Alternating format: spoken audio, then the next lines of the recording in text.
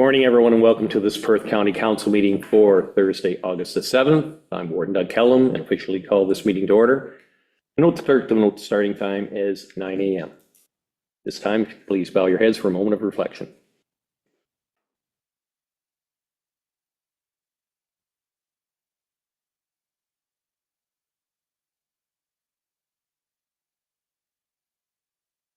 Thank you.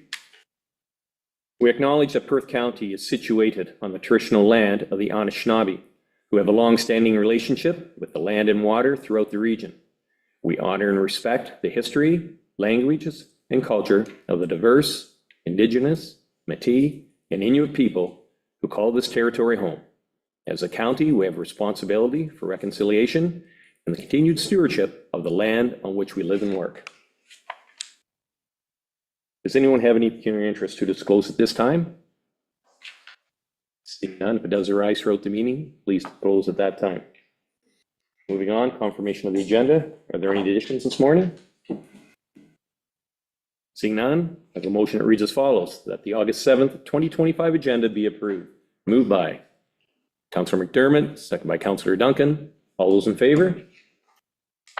And that is carried. Moving on our agenda, we have the consent agenda. Council, we have 26 items, I believe, in the consent agenda. Is there anything a councillor would like to hold to discuss? Okay. Councillor Orr. 6.2 and 6.3 are just Spruce Lodge. Some of you may have noticed there was a clawback. Do you want me to speak to it? Sure. 6.2 and 6.3. Sure. Yes, go ahead. Just in the Spruce Lodge. I did follow up with the accountant at Spruce Lodge. So the clawback in the minutes was 405,000.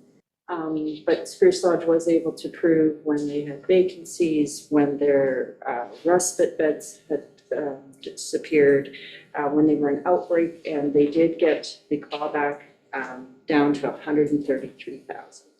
So they did balance that for 60,000 last year, and it will affect us 90,000 this year. But better news than the 405. I think a lot of municipalities are going to be hit with this because you did have to have really good bookkeeping to prove what was happening during COVID years. So I'm proud of them for getting it down to 133,000. And I can forward that information just for clarity for everybody. Thank you. Questions or comments for Sue? Okay. Anything else? Anyone else like to pull? Seeing none, I have a motion that reads as follows, that council receives the consent agenda items 6.1 to 6.26 and approves the July 3rd, 2025 council minutes. Moved by Councillor Kaysenberg, second by Councillor Smith. All those in favor? And that is carried. Moving on to our agenda, item 7, public meetings, public hearings, and delegation. We do have a delegation this morning. I believe it's from Huron County, Mark Nokus. Mark Nokus. I believe he's joining us virtually, and there he is. Good morning, through you, Warden. This morning, I'm going to be talking about a study that we did with newcomers to Canada. This was on the heels of a survey of 195 immigrants in Huron and Perth. The Immigration Partnership is within Huron County's Economic Development Department, and we receive funding from Immigration, Refugees, and Citizenship Canada. Our partners who work across both Huron and Perth often ask us to do more work in Perth as there's no immigration partnership there. So this research study spanned the two geographies. This research, as I was mentioning, came on the heels of the survey, and that survey told us the biggest challenge that newcomers face when they move to Huron or Perth was the cost of living or housing challenges. And so we received funding from Immigration, Refugees, and Citizenship Canada, along with Huron County's Economic Development, Perth County's Economic Development, and the Municipality of North Perth to conduct this study. Our research was guided by a research advisory panel, which included representatives from Perth County Economic Development, the Center for Employment and Learning, the YMCA of Three Rivers, and the YMCA of Southwestern Ontario, who provide settlement support, United Way, Perth Huron, Fanshawe College, and Huron Perth. Next slide, please. Why is it important to study newcomer experiences of housing? Here's what our research advisory group told us. There's no fallback. They don't have family or friends to go back to or rely on. There's no credit or rental history in Canada, which may be a barrier. Understanding the experiences of diverse groups allows decision makers to keep things in mind, like development and infill planning. Representation from different groups is important to break down barriers to enhance people settling in our community. A lack of knowledge of local rental markets or housing support available is often experienced by newcomers, and rural areas often rely on social connections referring to rentals. Newcomers may not have those networks. And finally, one of the big challenges that newcomers face is racism and xenophobia that other groups may not face. Next slide. So we approached this study with a lot of curiosity.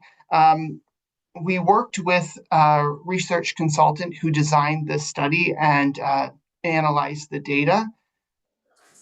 We wanted to really understand, when people use the term housing crisis, what exactly it meant when it was referring to newcomers to Canada.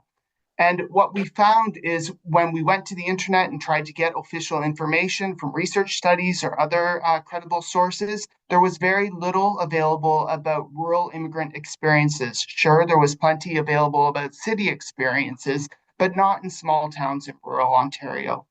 And we also found out that if you can't get housing right, it's very hard to keep immigrants in your community when they arrive, and their settlement journey actually takes quite a nosedive if they can't get housing secured in the first couple of years. So that's why we wanted to do this study. Next slide. So we worked with Dr. Rana Talfa. She was the student of University of Guelph's expert in rural studies, Dr. Wayne Codwell, who is retired, and Rana has focused on looking at immigrant stories and experiences in rural and small towns, and that's been the focus of her research career. So we had 3 research questions. We wanted to know, is housing adequate? Is it accessible? Is it affordable for immigrants and newcomers who are moving to Huron and Perth? How is information accessed? And how do those experiences of housing increase newcomers' feelings of belonging and being part of the community? Next slide. So we designed a qualitative study, and we had focus groups, which are moderated discussions where the same questions are asked at every focus group. We did them in 4 communities in St. Mary's, Listowel, Goderich, and Exeter. We had a goal of getting 30 to 50 participants to take part, and we had 13 questions with 1.5 hours for each focus group. The questions were designed by that research working group. Next slide. And so we were really specific about who we wanted to include. We wanted to know about recent experiences of people who had moved to Canada and are settling in Huron and Perth. So we said, if you've moved here since 2018 or after, we want you to be part of this study. We want to make sure you live in Huron and Perth, and we want to make sure you live in a community of less than 10,000 people, because there was very, very little information about rural experiences. Next slide.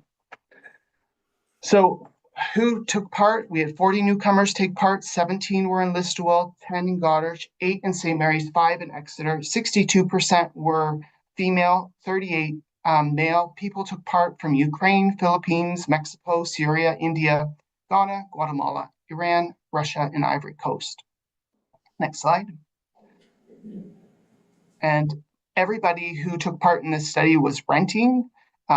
Some were, it was almost an even split, but whether it was in apartment buildings or houses, many of them had children, and you can see many did come within that time period of 2018 or after. Next slide. So we've got 10 major findings from this study. So when we look at the first finding is that housing is just one part of the settlement experience. It can't be broken out to say, if we only look at housing, everything's solved. It also must consider employment and transportation, along with English language classes, education for children, access to healthcare. Is there programs available at community libraries that are applicable to newcomers, and the proximity of grocery stores? That's what the participants told us. Next slide, please. Here's a quote. I'm not going to read the quotes for the sake of time, but you can go through this later on if you wish and read that, and I'll share a link to the report with staff. Next slide. The second finding we learned was that many people were spending more than 30% of their monthly income on rent. So we had 48% of the participants. And the worst were people who were impacted and fleeing war. So those refugees from Syria or Ukraine, they were paying up to 40 to 80% of their income on housing. Next slide. This lack of credit history in Canada was a big challenge that people faced. Many places required a Canadian guarantor to secure the rental. And so the newcomers had to rely on Canadian contacts, some who they didn't know well. Other challenges were lengthy wait times after submitting an application, take 2 to 4 months. And larger families struggle to find a place to rent because of availability of larger units for larger families. There were some strategies newcomers undertook to save money, and that was sharing housing with other people. So people shared homes. We heard of people who had 8 roommates. Recently, as this has started to roll out, we've heard of even higher numbers, but 20 to 30% of their income could go towards rent if they shared their housing. And we also heard of some great examples of employers who assisted newcomers to find housing when they arrived, and that really reduced the stress newcomers face. Next slide. We also heard that people frequently moved when they arrived. So you can see that many people moved more than once after they arrived in Huron or Perth. They didn't stay in the first home they stayed in. Next slide. What was considered suitable housing was that it had enough bedrooms, enough bathrooms, that everyone had privacy, and that people could express themselves freely. Next slide. Housing conditions varied. 7 participants lived in houses that they said were in good condition and renovated. 4 participants highlighted challenges with older buildings. Some repair requests were delayed, and shared laundry was often described as difficult to access, or the equipment might be in various states of repair. Next slide. Landlord-tenant relationships were described across the board as good and bad, but the thing that seemed to be the theme under this was that if the landlord was responsive, it was considered a good landlord. There were a few concerns about landlords' views of immigrants that were expressed as well. And there's a quote there, but again, for the sake of time, I'll continue moving on. Next slide. How did people find out where to live in Huron and Perth? The number one way is through a friend or a family member, through some in-person contact, followed by social media and the internet, and then real estate agents. Next slide. There were what we perceive some gaps. So there was no access of official information sources about housing. People weren't familiar with government support about affordable housing. There was a lack of knowledge about tenant rights, and more than half said there wasn't enough information about housing for newcomers in Huron or Perth. Next slide. Despite all that, the newcomers said they appreciated living in small towns. They felt accepted, and they enjoyed the slower pace of life, the connection to nature, and they felt safe. Next slide. They found the people who lived in their communities to be friendly and helpful. They described locals as welcoming, generous, empathetic, and willing to share information. And they were really praiseworthy of volunteers and neighbors who supported their adjustments to the new surroundings. Next slide. And finally, the last finding was that people were unsure if they would stay in our communities for a number of reasons. Housing affordability and proximity to essential services was a key deciding factor, but many who wished to stay hoped they could have purchased their own home in the future, but several of them did not have permanent residency, and so they needed permanent residency in order to purchase a home. And there was concern about some limited job options, and so people didn't want to limit their future. So they said we're willing to move elsewhere to get better jobs. So those are our key 10 findings. Next slide. So now that we have all this information, what we're doing with it is we're rolling it out to the people who participated, and we've organized meetings with immigrant service providers, community organizations, and housing-focused organizations. We've been doing consultations with newcomers to share the findings and identify additional solutions. And we're working towards developing a second publication to highlight ways newcomer experience of housing can be strengthened locally. And next slide. And so those community conversations, 2 of them have already been conducted. St. Mary's was last Tuesday. Tonight in Listowel, there's a community conversation about housing. Goderich has already been conducted, and then Exeter is August 13th. Next slide. And that concludes this presentation. I welcome questions if you have them.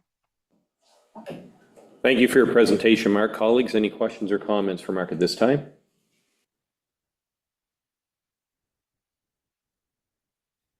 Deputy Warden Trentowski. Thanks, Warden Kellum, through you. Thanks, Mark, for your presentation. I was curious to try and understand, Mark, and maybe this wasn't covered by your study, or maybe this part, or this wasn't permitted, but trying to get a sense of the demographic of the newcomers in terms of where they would fit in the workforce stream. Yeah. Are some of these newcomers, are they professionals displaced from their home country, or tradespeople, or just trying to get a better sense of that part of the demographic as well? Yeah, so maybe I can just go over a couple of key stats with you, and I don't have it broken down here on Perth. I can give you it all lumped together. So the number of people who arrived in Huron and Perth as permanent residents from 2019 to 2023 were 1,105. But the people who arrived on temporary permits, so that would be either to study or work, or on that Ukrainian visa, which allows for 3 years open work permit, was 1,550. And sorry, that is Perth data, 1,550 in Perth. And number of newly arrived permanent residents in Perth is 1,105. People have all kinds of professional experiences when they come, and certainly they are in Huron County for sure, finding jobs very quickly because there's so many workforce needs, and there's not enough people to fill all those needs. So particularly in manufacturing and agriculture, those are sectors we're seeing a lot of immigrant workers being employed in. Oh, that's good information. Thank you. Thanks, Dean. Thanks, Mark. Any other questions or comments? Seeing none, thank you very much, Dean, or Mark, again for your presentation. I have a resolution that reads as follows: that Council receives the newcomer experiences of housing in Huron and Perth. Presentation from Mark Nonkus, Manager, Huron County Local Immigration Partnership, for information. Moved by Councillor McKenzie, second by Councillor Wilhelm. All those in favor? And that is carried. Thanks again, Mark. Have a great day. You too. Okay, moving on to the agenda, under staff reports, starting off with the CAO, Human Resources and Health and Safety Policy Update. Crystal is doing this one. Yes.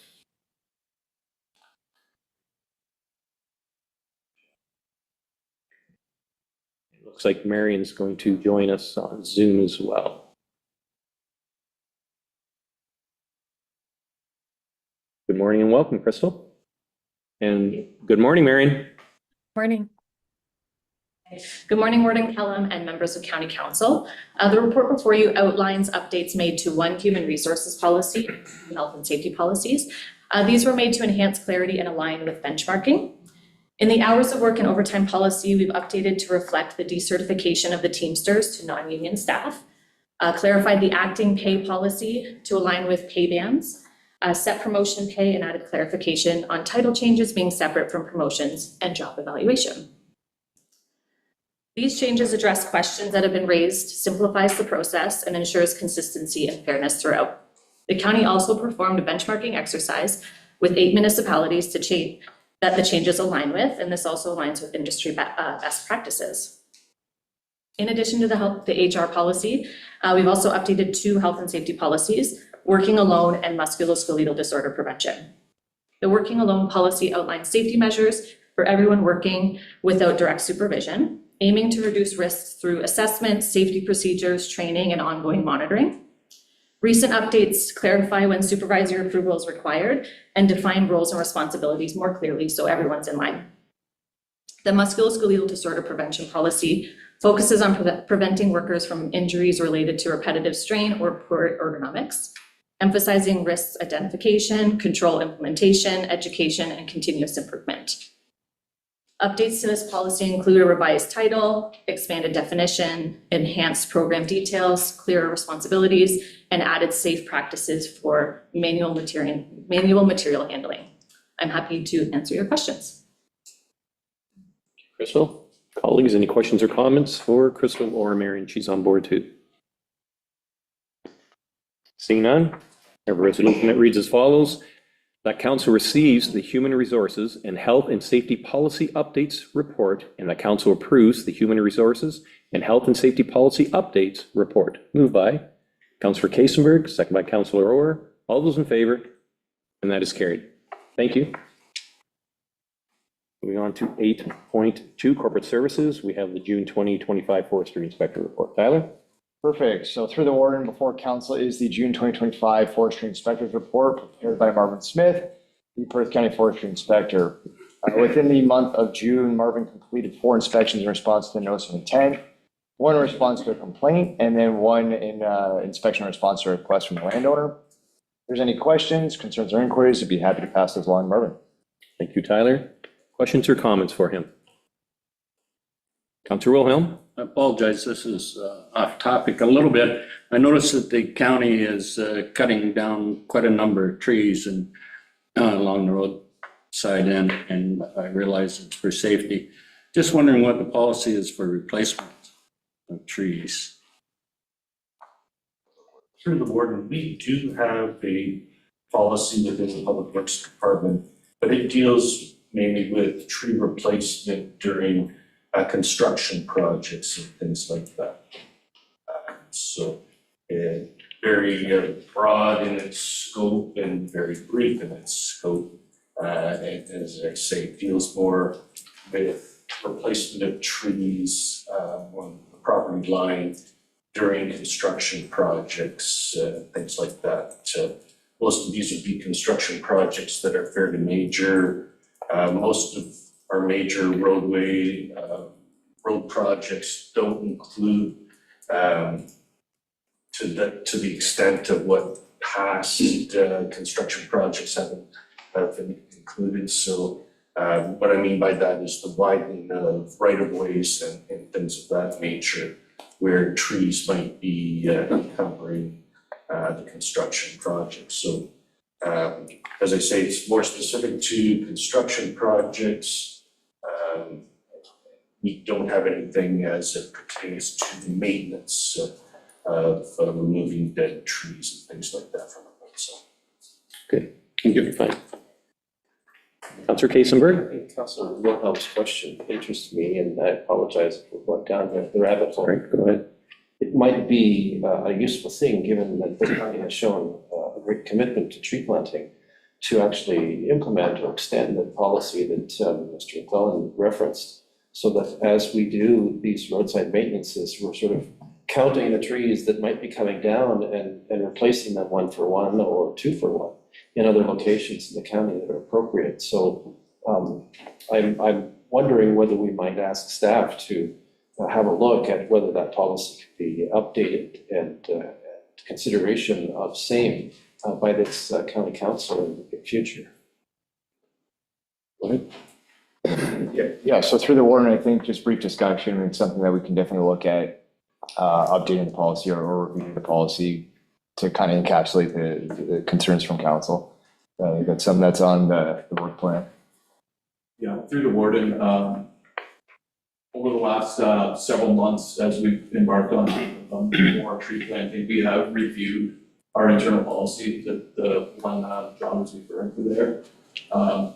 It is about 25 years out of date, so we have one that staff have worked on that we've reviewed what other counties and other municipalities have done, came up with a draft policy that we would be happy to bring back council for consideration. Thank you, Bill. Anyone else?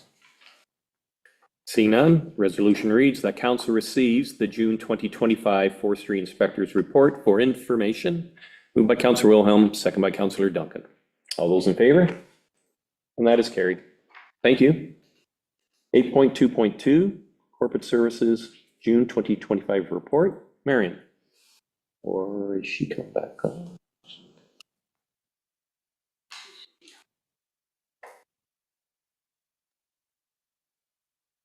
You're up. All right, I'm back. Sorry, I do apologize. I am off on vacation, so immediately after this section. So thank you for having me. And through the warden, I'm pleased to provide the corporate services update for the month of June. I recognize, given the current cycles of council, we are a little bit behind. So this report provides the information on public visits, requests for information, assistance provided internally to give a picture of what the staff have been working on. I'll take the report as read, but I want to highlight that Archives continues to have its extended hours until August 23rd. So just a few more weekends, and sad to say, with the end of the extended hours also means the the end of summer. So not that we're looking forward to that. So I will take any questions. Thank you, Marion. Any questions or comments for Marion? Seeing none, resolution that reads that council receives the Corporate Services June 2025 Update Report for information. Moved by Councillor Smith, second by Councillor Eggets. All those in favor? And that is carried. Thank you, and enjoy the rest of your vacation. Thanks. 8.2.3, Cost of Living Adjustments. Good morning and welcome, Corey. Warren Kelton, Council. The report before you is the cost of living adjustment in relation to what we're looking for the 2026 year. Our process or policy looks at a 12-month average of the Canada's CPI ending in June of 2025. Within the table in the report, you'll notice that the average for 24 to 25 is 1.99%. Bringing us back into the Bank of Canada's target aim of between 1 to 3% for CPI. If there's any questions to the report, I'll be happy to answer. Thank you, Corey. Questions or comments for him at this time? Seeing none, resolution that reads that council receives the 2026 Cost of Living Adjustment Report for information, and the council approves the rate of 1.99% based on the average CPI for the preceding 12-month period as an increase to the county non-union salary grid and remuneration for members of council and committees effective January 1st, 2026. Moved by Councillor Orr, second by Councillor Kasenberg. All those in favor? And that is carried. Thank you. Corey, you're up again. Yes, the next report before you is the Q2 or mid-year financials for the County of Perth. Within the report, the County of Perth has spent about 52% of their total approved budget as of June 30th, 2025. One of the areas to significantly note is that winter maintenance at the end of April was at 87% of our total budget for the year. We still look to estimate about 35 to 40% of our winter maintenance in November, December. Speaking to that, then we're essentially going to be estimated to be over budget by 22 to 27%, which is approximately $1 million to $1.3 million. Again, we don't know what November, December will incur. I'd say let's winter start on January 1st. Because that would fall into the new year of the budget. And if there's any other questions to the report, I'll be happy to answer. Thank you, Corey. Questions or comments for Corey? Councillor Kasenberg. Can you review for us how we would correct if at year end we have a million plus deficit in that budget? Through the warden to Councillor Kasenberg, overall, we look at public works budget, not just in the winter maintenance section, but in the general maintenance areas. And in the area of the general maintenance side, could see some surpluses to offset the impact on winter maintenance. If at the end of the year it is a deficit, previously we've used roads and bridges and reserve budget to fund that deficit. Where we would want to get to is money back into the winter maintenance reserve, which has been depleted. So as one of those areas in a pressure when we look at 2026 budget, is that you'll see that might be a significant increase is our winter maintenance component as an impacting factor to 2026.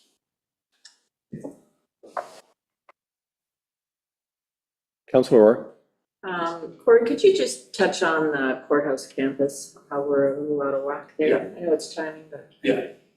So at the end of the year, we were anticipating to have the completion of the courthouse done by the end of December with some minor things. There was a significant amount that had occurred in January versus December. So overall, it's just a timing issue related to the courthouse campus. Versus when budget was originally approved back in the beginning of the year. Any further questions or comments? Seeing none, I have a resolution that reads that council receives the 2025 Q2 operating and capital budget mid-year financials report for information. Moved by Councillor Higgins, second by Councillor McDermott. All those in favor? And that is carried. Thank you, Corey. Point 3, Public Works, supply of bulk highway salts.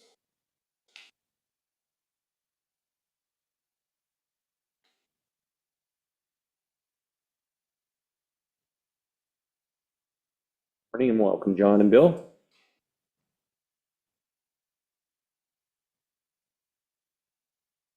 Good morning, Calvin. Good morning, Council. We have two reports today regarding the supply and delivery of bulk highway salt that's used in our winter maintenance operations. The county administers both contracts on behalf of all of our municipal partners in Perth County, and we have kept those partners informed of negotiations and overall support of the recommendations of both reports. Compass Minerals has been the supplier of bulk highway salt for Perth County for decades, and the current supply contract requires renewal for the upcoming winter seasons. County staff have negotiated with Compass Minerals for a 6-year contract extension which holds the contract unit or the current unit rate for bulk salt for the upcoming 2025 winter season and 3% increases in each year for the remaining 5 years of the extension. These terms are in keeping with the previous contract and with other recent contract extensions, such as our winter maintenance contractor. Bulk road salt it is the largest expense in our winter operations by far, representing approximately 1.1 million annually in material costs. Ensuring that we have good supply and service providers with reasonable annual increases, that helps us control and stabilize our operational costs and budget increases moving forward. And I'd be happy to answer any questions. Thank you, John. Questions or comments for him? Seeing none, the resolution reads as follows. That council receives the supply of bulk highway salts report, and the council enters into a 6-year extension of contract 2022-031-03, supply of bulk highway salts, and the council authorizes the warden and the clerk to execute the agreement to extend contract 2022-031-03 between the Corporation of the County of Perth and Compass Minerals Canada Corp. Moved by Councillor McKenzie, second by Councillor Wilhelm. All those in favor? And that is carried. 8.3.2. Thank you, Gordon Kellum. Through you, I will deliver this report.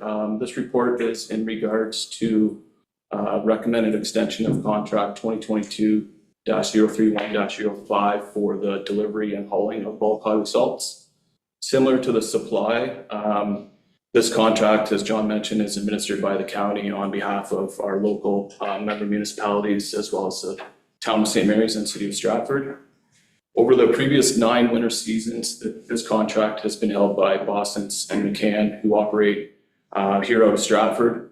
The current contract contains terms which provide an opportunity for the contractor and its vendor to negotiate an extension. So staff and our vendor have negotiated a 6-year contract extension, which aligns with the remaining life of the contract for the salt supply.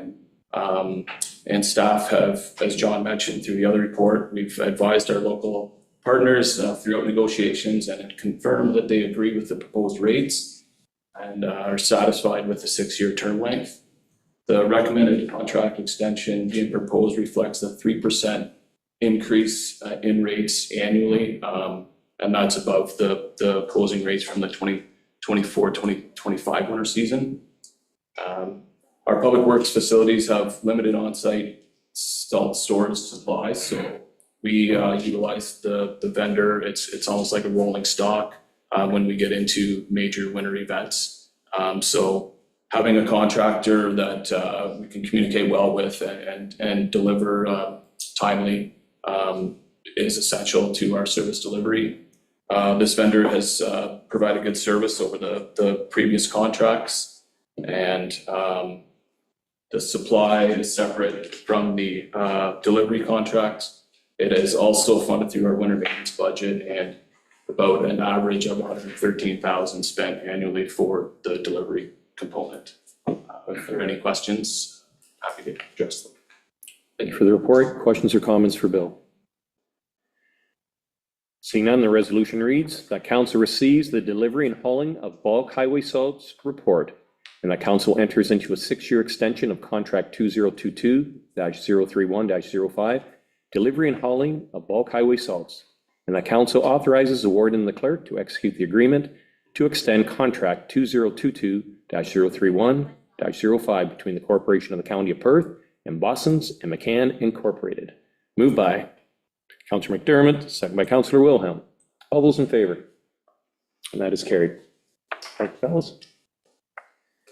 8.3.3, tender results, janitorial services. Thank you, Warden Kellum. This report summarizes the tender results for janitorial services at our administrative areas in 4 of our county facilities. The tender closed in July and we received 21 submissions. Results are tabled in the report and along with the total cost, which is for a 3-year term. 2781203 Ontario Inc. was the low bid at $183,948 plus HST. That is over a 3-year term or just over $60,000 annually. It should be noted that staff have not worked with this company before and did contact a representative to confirm their bid and the understanding of the cleaning requirements that it was set out in the tender. We are satisfied with their responses, and we did follow up by contacting references. We do have a number of things within the term of this agreement and/or contract that if the contractor does fail to perform its obligations, we have some options to remedy that failure, including the right to terminate the contract upon 30 days written notice. However, we're going to assume everything's going to go well, will go well, and we also included in this the option to renew or extend the contract for an additional term. Under our procurement of goods and services policy, the purchasing authority and the contract documents are executed by the CAO. Just of note, this contract agreement does represent a reduction in our annual janitorial services costs. Those operating budgets at those 4 facilities will be updated to reflect the lower rates. I'll be happy to answer any questions. Thank you. Questions or comments for John at this time? Deputy Warden Trentowski? Thanks, Warden Kellum, through you. Thanks for the report, John. Apologize, I didn't bring this question forward earlier. I just thought of it now while you're delivering the report. Is there such a thing for this kind of work? Is there such a thing as a performance bond, similar to highway construction, where if the contractor fails to perform, there's a third party that makes up the difference in terms of the performance, whether it's financially or otherwise? Are performance bonds a part of this kind of contract? You mentioned there's county has remedies. I don't know if that's part of it or not. Through the warden, we have typically not carried performance bonds for services such as this, like our construction projects and other things where we'll carry a bid bond and a performance bond or a material bond as well. So no, to answer your question, these are, when I mentioned that we'd have different options to remedy any failures within the contract, those are clearly stated within the tender documents as far as specifications and in the subsequent agreement. Good, thank you. Anyone else? Resolution reads that council receives the tender results janitorial service report for information. Moved by Councillor Agates, second by Deputy Warden Trentowski. All those in favor? And that is carried. Thanks, guys. Item 9 on our agenda, we have council reports, starting off with the warden's activity report for July. Any questions or comments where I was in the month? Seeing none, resolution reads that council receives the warden's activity report, July 2025 report for information. Moved by Councillor Kasenberg, second by Councillor Smith. All those in favor? And that is carried. Second up, we have a report from Councillor Agates and Councillor Smith on their trip to Germany. Who would like to talk about that? I will. Councillor Agates. Thank you, Warden Kellum, and through you, Jerry and I had the privilege of going to Germany, and where we, Perth East, have a twin city called Neersheim. If any of you ever get the opportunity to have a twin city, I should highly recommend it. We had a great time there. They welcomed us. We had an 8-gun salute when we had our ceremony. We were on international news in Germany. This was a really big thing for them to have us come. And we spent 3 days with our host families. I can't say enough about how they felt us so welcome and did so many things for us. It was a great and an awesome experience. And then while we were there, because we were in Germany already, there was 40 of us who went. We got on a bus and we toured the lower part of Germany. So we went to Heidelberg and Munich, and we were also in Salzburg. So it was a pretty wonderful experience, one that I'll probably never do again, but it was a great thing to do. I also want to thank Justin Diaz from the county. He met us there. He happened to be in Germany at a trade show, and he came to Neersheim to spend the weekend with us because he's been sitting on the committee helping to make all the arrangements. So thank you to him for coming and enjoying the weekend with us. As far as who paid for our trip, I've been hearing a lot of rumors. Jerry and I paid for our trip out of our own pocket. There was no money from the township, there was no money from the twinning committee. We paid for our own way, and as well as all our committee paid for their own way, and everyone who was on our bus. So, like I said, if you ever get a chance, we also got to be in the Listowel Banner. So we made the local news as well. We made every paper in Germany, like I said, and the news there. So anyway, I don't know if anyone has any questions or Jerry wants to add anything, but it was a great experience. Awesome. Questions or comments for either of the two, or do you like to further? Yeah, echo Rhonda's comments there. Yeah, it was just an unbelievable experience. So just as far as the committee, as a follow-up, we're actually looking to host a community event to kind of go through what we did, show them some of the pictures, and again, just have a celebration of what we did. Because we are hoping and working on them coming back to us in 2027, and perhaps us going back again in 2029. And then, yeah, it was just unbelievable. It was just a great experience. And unlike Ron, you might go back again. I would love to go back again. It was great. That's good. A great experience. Any other questions or comments? Well, thank you for the report. Thank you for making Perth County proud. Resolution that reads that council receives the Councillor Agats and Councillor Smith Twin City Narisham Germany report for information. Moved by Councillor Smith, second by Councillor Agats. All those in favor? And that is carried. Thank you. Moving on, there are no bylaws. Does any council member at this time wish to give notice of motion? Seeing none. Any other business? Councillor McKenzie. Yes, just one quick item, I guess. So most of you are aware, on July the 24th, we had a kind of a once-in-a-lifetime storm go through parts of West Perth, mainly Mitchell. And we probably wished we were in Germany when this happened, maybe too. But I just want to thank the county road employees for assisting us. Storm happened on a Thursday night, and Saturday and Sunday morning, the county road crew were out there with our guys cleaning the streets up. So we certainly do appreciate their help that they gave us. So I just want to say thanks. Thank you for that, Walter.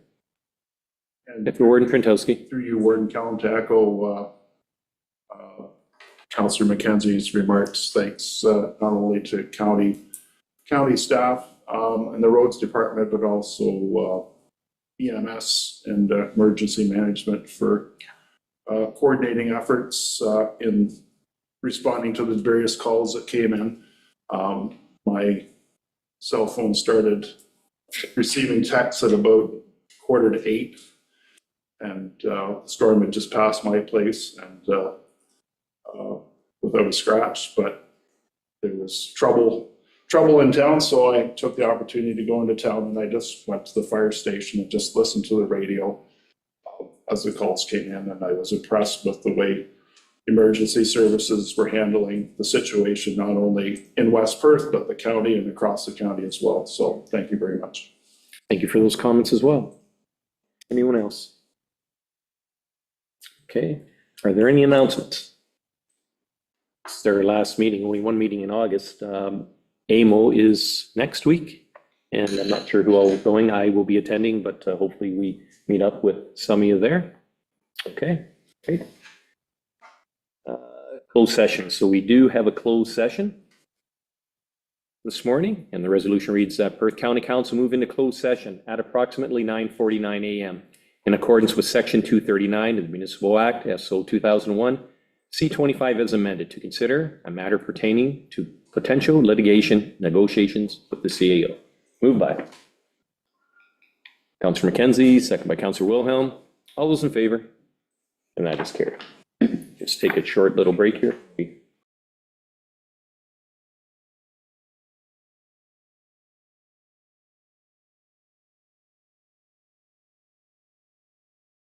Council, we are now back in open session. On our agenda, item 15, the confirmatory bylaw. Resolution that reads that bylaw number 4041-2025 being a bylaw to confirm the proceedings of council of the Corporation of the County of Perth at its regular meeting held August 7th, 2025 is read a first, second, and third time and finally passed August 7th, 2025. Moved by Councillor Orr, second by Councillor Wilhelm. All those in favor? And that is carried. And finally, the adjournment. Let the council meeting be adjourned at approximately 10:21 a.m. Moved by Councillor Duncan, second by Councillor McDermott. All those in favor? And that is carried. Thanks, everyone. Enjoy the rest of the week.